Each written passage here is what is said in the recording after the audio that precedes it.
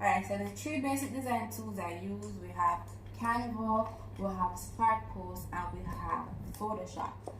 And what I like about Spark Post that Canva doesn't do, and it's gonna be on the screen so you can understand what I'm saying if I'm not explaining it properly.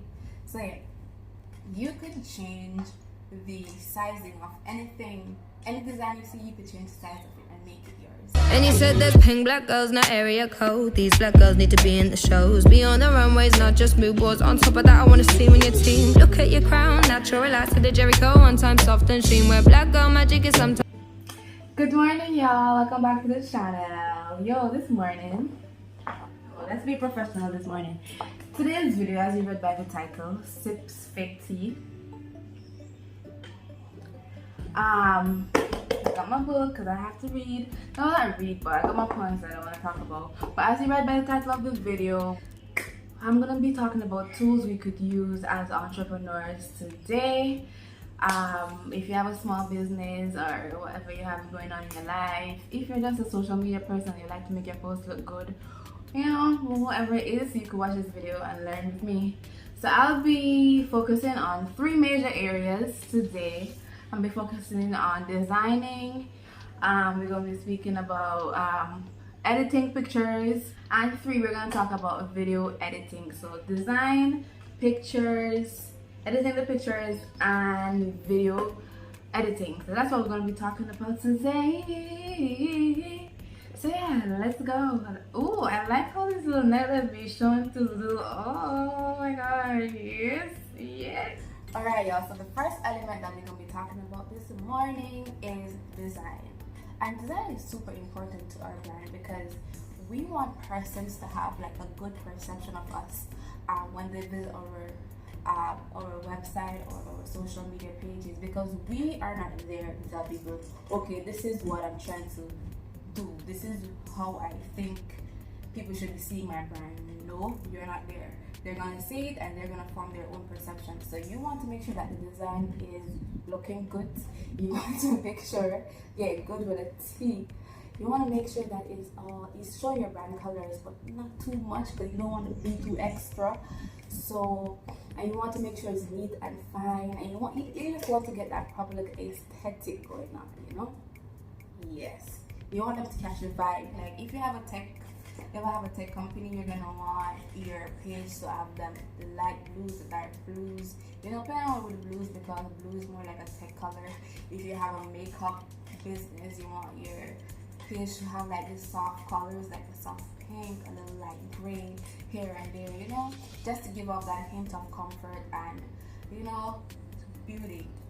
And then at the end of the day, your brand colors or whatever color you use on your social media is up to you, but it is important for those colors to match back to what the vibe that you're trying to give off. Alright, so the three basic design tools I use, we have Canva, we have Spark Post, and we have Photoshop. So we're going to start with Canva. So Canva is basically a one-stop shop for everybody. And I love what Canva has done because I've been using Canva since I was in university around 2016, 2017, you know. I used to use it to like my class stuff that I had to get done, like designs and stuff. I used to use it for that. So Canva, one-stop shop from the beginning of the business to the operation of the business. You could be using Canva straight throughout because you could design your logos on there, you could design your Facebook and Instagram, whatever, your stories on there. They have things for every single thing, and it comes in the correct sizes, so you don't have to worry about, oh my god, is this size going to come off good on Instagram, is it going to come off good on Facebook? You have options, you know what I mean? Let me stop sticking at me, like that ain't cute. But anyway, you have options on Canva, and what I also like about Canva is that you could also design web banners, so it's not limited to just social media or your logo. You could design web banners, you could design blog pages, you could design basically anything out there, and that's the beauty of it. It's a one-stop shop, as I said before. What I also like about Canva is that you could use both elements in there. You could use, and when I say elements, I mean video and pictures. So if you have a video that you want to put up and you don't want to put it up just so, you want to put it in a nice little frame or a nice little template, you could use Canva for that because they support videos. And if you have a picture, don't want to just post it so, you could put it in a nice little template, a nice little frame, put good, nice little words on it. If you have a quote that you want to share, you know, you could use Canva for that. And the next thing that I also like about Canva is that it has free images in there. So if you want to support the images for your brand, whatever it is, just type it in the picture bar, type it in the element bar, it's there. And if you want to take it a step further and you want to pay for it so you can have access to all their pro images, do that. I think it's like $12.99 a month. I used to pay for it, but not anymore. Because I don't need it as much as I used to, and I think that because I normally pay for it to get the images, and I take my own images now, so I don't really need Canva for the images anymore. But yeah, no watermarks, guys. If you use your own images, no watermarks. All the designs on there, the templates are free. So if you don't want to think too much about designing stuff, they have templates on there. All you have to do is plug in your pictures, plug in your text, and you know, make it yours. Change the colors. You could save your brand colors on there as well. So it's pretty easy to use. It's very, you could teach yourself how to use it. Basically, it's not a hard tool to use. So that's also a plus for Canva. Anyway, moving on because I don't want this video to be long. Spark Post. I know that Spark Post is also another social. Is that app that I use a social media post basically? And what I like about Spark Post that Canva doesn't do is that with Spark Post you could change the sizing of any design that you see. Now I'm gonna be on the screen so you can understand what I'm saying if I'm not explaining it properly. So yeah, you could change the sizing of anything, any design you see. You could change the size of it and make it yours. You know what I mean? There I go again. But anyway, the only drawback though, well, let me not go to the drawback for Spark Post yet. So you could change the size of anything. The templates are on there just as the templates are in Canva. So yeah, and they also have a bunch of free images on there. I think let me not jump ahead and say all the images on Spark Post are free, but I think a good amount of them are free.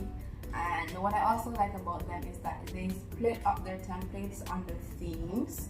So you could go to fashion, you could go to what's trending right now, you could go to business, and then stuff like that. You could just go back and forth to see, okay, this is what's going on in my industry or whatever it is.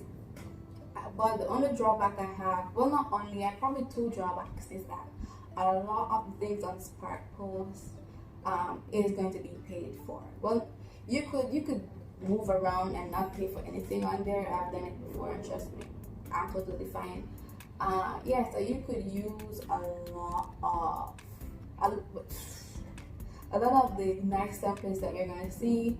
You're gonna need to subscribe to whatever. I don't think I know the price, but I'm gonna put it on the screen here. But a lot of things on there you're gonna have to pay for if you really like design that you really want that design. You know, some of us put something and we're like, yeah, we gotta get this. So, or what you can do, and what I think I've done before, is recreate this design using the elements. If you see a square or a circle somewhere, you could easily just put that together. Like, recreate this design on a blank template. When you see something that you like and you can't afford it already built, you design it yourself. You bring that idea to life, because it's not that hard to design things now. All you have to do is look at the elements. You know that a triangle could make a square, two triangles could make a square or a rectangle. You could, if you put the circle at the end of the screen, it will give you like a half circle. Like little things like those, you know, it's like your mind just look at the design and you say, okay, these are the elements I need to make it. I just put it together. Boom, boom, boom, boom, boom, boom. I don't know if your brain works like that, but mine works like that, where I see something and I'll be like, okay, what are the elements I would need to create this, instead of having to pay for it. Yeah, it's kind of copying. To be honest, it's kind of copying, but I just can't afford it. And it's not gonna come out the same as the one that you saw, but at least it'll be close enough. But yeah, I think that's the only thing I don't like about Spark Post. A lot of things are paid for, and the other thing I don't like about Spark Post is that, let me say not like, because maybe I'm cheap, maybe other people will pay for it. is that when you save things in Sparkles, if you're not subscribed to their subscription module, if you're not subscribed, your things will be saved with a watermark at the bottom. And I like it. It's a good thing and a bad thing because I get Sparkles. They need to make money. I mean, Adobe doesn't give away things for free. Okay, so you're gonna have to pay for a lot of things that come out of Adobe. But anyway, I don't even know if I'm pronouncing Adobe properly. But it will save up with a watermark. Your work will save up with a watermark. But all you have to do is crop the image. Just crop it. Just crop it because it's at the bottom and it's very faint. When you're designing in Sparkles, just make sure you don't put things close to where your watermark is going to be. So when you finish and you save a design, just crop off the watermark and you'll be good to go. You know? Yeah, so beating the system. And then the next thing is so Photoshop. I use Photoshop for two main things, I believe. And the first one is whenever I see a color that I like and I want to find out what color code that is, so I could use the color for myself. I download the image and I just drop it in Photoshop and use the color picker tool to find out what the color code is, so I could then get that code to use in a Canva post or a Spark post as a text color or a background color. So if I see a color that I like, I just use the color picker tool in Photoshop. And there are other tools that you could use to find out what color something is. Simple color picker tools that Chrome probably has a color picker extension. I'm not sure, but I use Photoshop to find out my colors. I also use Photoshop to delete backgrounds. So the Magic Wand tool is something that I learned in university, and it's something that I use probably once a week to take out backgrounds of the images. So basically what I do is just go in Photoshop, load the image, click on the color that you want to take out and press backspace and the background will come out. And you could also use strength, so if there are similar colors in the image, if there are similar colors to the product in that said image, you could just use the strength to delete